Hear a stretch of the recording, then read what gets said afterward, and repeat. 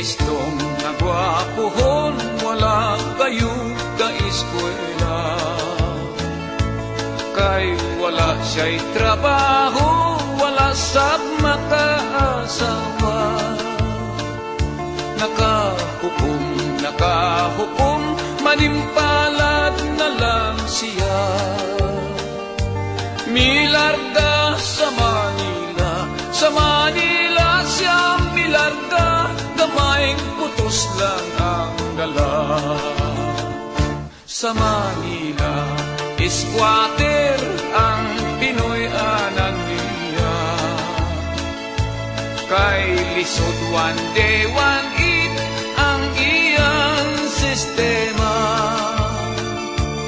Mientra siya sa trabaho nga illegal, delikado pa. Nahimo siyang drug poser, nahimo siyang drug poser sa shabu ug marijuana. Nadakpan si Istong, natiklop na disgrasya. Didalas konting lupa, 20 anyos ang sentensya. Dito sa bilangguan, sa sulod sa iyang selda.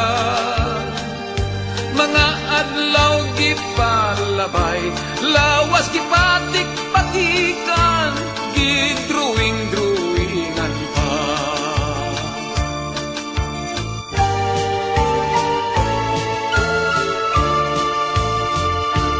Papuli na ni Istong, daw maton ang hitsura.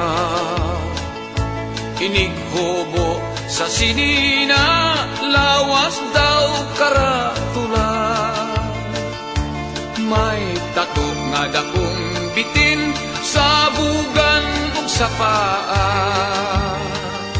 Sa likod may agila, sa dughan adunay krus, may Ginuong nagdupa.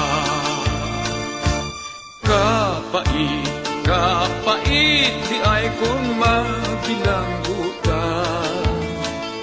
Sa trabaho ay mudawat, kay lagi na priso ka. Ug kung siya mangulitaw sa naibgang dalaga, isnabon in town siya kung makita ang tato sa kalawasan niya. Si Istong sa istorya, nagdaro na lang siya, sa bukid nag-inusara.